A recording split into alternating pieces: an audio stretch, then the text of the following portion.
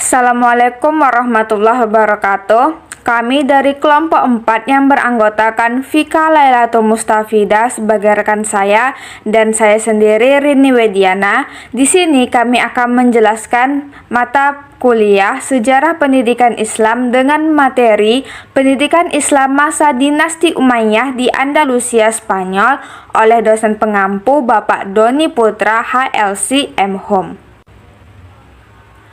Perkembangan pendidikan Islam di Andalusia. Yang pertama, faktor-faktor yang mendorong perkembangan pendidikan Islam di Andalusia. Yang pertama, adanya dukungan dari penguasa membuat pendidikan Islam cepat sekali majunya karena penguasa sangat mencintai ilmu pengetahuan dan berwawasan jauh ke depan. Yang kedua, adanya beberapa sekolah dan universitas di beberapa kota di Andalusia yang sangat terkenal, seperti Universitas Cordova, Sevilla, Malaga, dan Granada. Dan yang ketiga, banyaknya para sarjana Islam yang datang dari ujung timur dan ujung barat wilayah Islam dengan membawa berbagai buku dan berbagai gagasan. Ini menunjukkan bahwa meskipun umat Islam terdiri dari beberapa kesatuan politik, terdapat juga apa yang disebut dengan kesatuan budaya Islam. Pemerintah menaruh perhatian dalam bidang pendidikan, memberikan dorongan yang kuat terhadap dunia pendidikan dengan menyediakan sara dan prasarana. Hal ini dilakukan agar para ilmuwan dan para ulama mau melakukan pengembangan bidang ilmu yang dikuasainya serta mampu melakukan kaderisasi ilmu. Yang kedua, lembaga pendidikan Islam di Andalusia. Umat Islam berkuasa di Spanyol telah mendirikan madrasah-madrasah yang tidak sedikit jumlahnya, guna menopang pengembangan pendidikannya.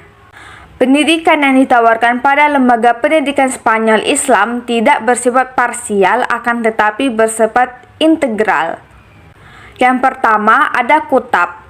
Umat Muslim Andalusia telah menoreh catatan sejarah yang mengagumkan dalam bidang intelektual. Banyak prestasi yang mereka peroleh, khususnya pengembangan pendidikan Islam. Kutab termasuk lembaga pendidikan terendah yang sudah tertata dengan rapi dan para siswa mempelajari berbagai macam disiplin ilmu pengetahuan, diantaranya fikih, bahasa dan sastra, serta musik dan kesenian. Yang kedua, ada pendidikan tinggi. Bani Umayyah yang berada di bawah kekuasaan Al-Hakam menyelenggarakan pengajaran dan telah memberikan banyak sekali penghargaan terhadap para sarjana. Ia telah membangun Universitas Cordova berdampingan dengan Masjid Abdurrahman III yang selanjutnya tumbuh menjadi lembaga pendidikan yang terkenal di antara jajaran-jajaran lembaga pendidikan tinggi lainnya di dunia. Universitas Cordova menandingi universitas lainnya yaitu Al-Azhar di Kairo dan Nizamiyah di Baghdad. Yang ketiga, pengembangan perpustakaan.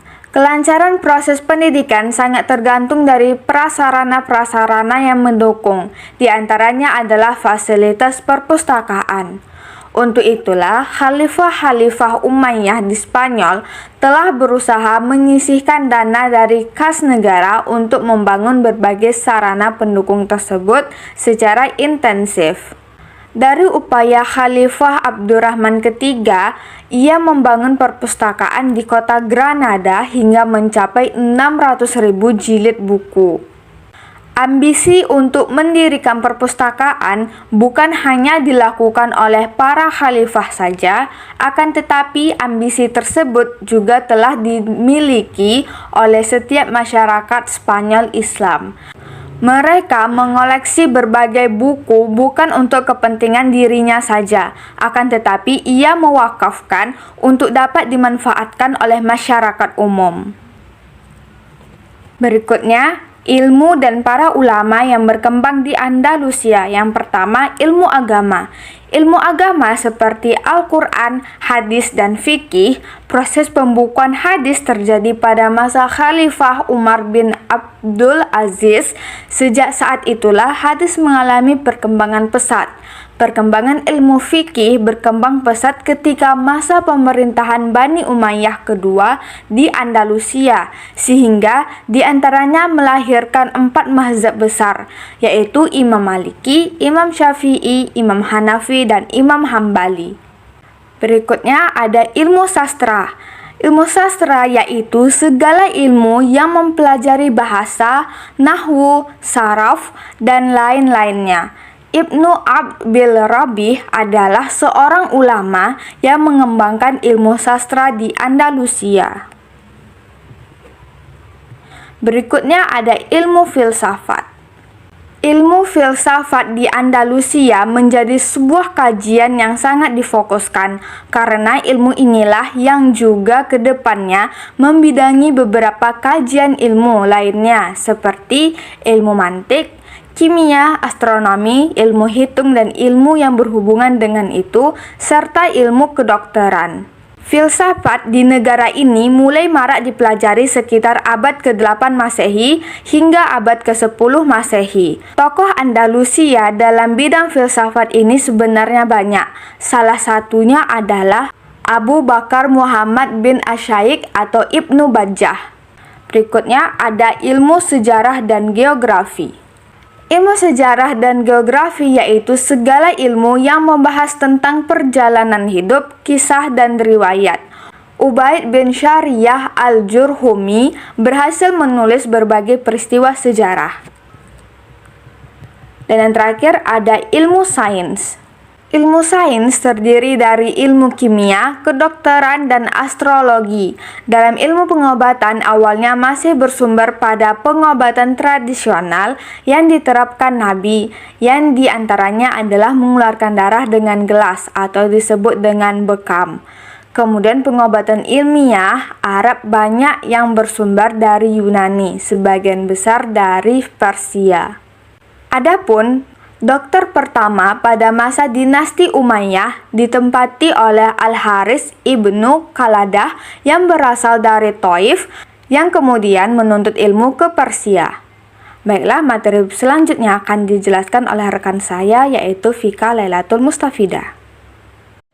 Baiklah, di sini saya akan menjelaskan tentang kemajuan pembangunan fisik di Al-Ja'fariyah. Terdapat juga Tembok Toledo, Istana Granada ini merupakan salah satu kota yang Al-Mazih atau Berber mendirikan Granada ini usai Cordoba sendiri menjadi pusat pemerintahan dan politik yang berada di Andalusia. 10. Cordoba menjadi kota paling maju di Eropa. Nah, rakyatnya sendiri menikmati hidup dengan damai dan tentram. Selanjutnya, Sevilla. Sevilla ini merupakan kota dari pelabuhan, kota pelabuhan. Nah, kenapa demikian? Karena kota ini terletak di tepi sungai Guadalquivir. Nah, jadi kita bisa menikmati luasnya Samudra Atlantik jika kita berada di kota Sevilla ini. Di sana juga menjadi kota lumbung pangan atau dari selama era bermunculnya Taifah, Sevilla bersinar di bawah kepemimpinan Al-Mutamid.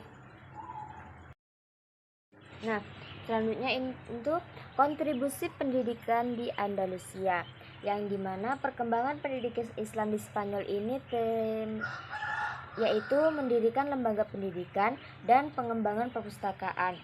Nah, mendirikan lembaga pendidikan itu sendiri dilaksanakan mulai dari ke masjid satu dengan masjid yang satunya, dan juga selanjutnya dengan mendirikan madrasah, dengan lambat laun mendirikan madrasah, dan sehingga madrasah itu menjadi sebuah lembaga pendidikan yang formal yang terdiri dari sekolah-sekolah rendah sampai sekolah menengah atas dan menjadi macam disiplin ilmu pengetahuan, di antaranya fikih, bahasa dan sastra, musik dan kesenian.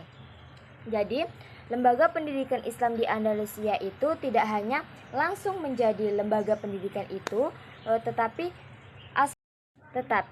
berasal dari penyebaran di masjid satu dengan masjid lainnya, lalu lambat laun mendirikan sebuah madrasah, dan kemudian madrasah itu menjadi lebih berkembang lagi sampai menjadi sekolah dasar, menengah, dan atas. Dan di situ juga akan dipelajari tentang Islam, tentang fikih, bahasa maupun sastra, dan juga musik dan kesenian itu diajarkan dengan secara langsung di madrasah atau sekolah tersebut. Jadi mendirikan lembaga itu tidak hanya langsung dengan membutuhkan proses. Nah, selanjutnya itu pengembangan perpustakaan. Pengembangan perpustakaan di Kota Granada ini memiliki koleksi hingga mencapai 600.000 jilid buku. Nah, perpustakaan sendiri pun tidak hanya langsung menciptakan buku tersebut, tetapi itu dipelajari dan akan menjadikan sebuah buku dengan banyak koleksi buku tentang Islamnya, sejarah Islam, dan juga banyak lainnya.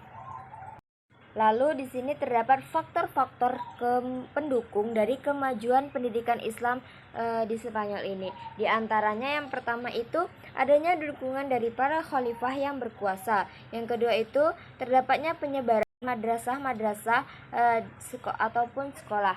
Yang ketiga, banyaknya para sarjana Islam yang datang dari ujung timur dengan ujung barat yang berbondong-bondong untuk bisa mengajar di negara Spanyol itu.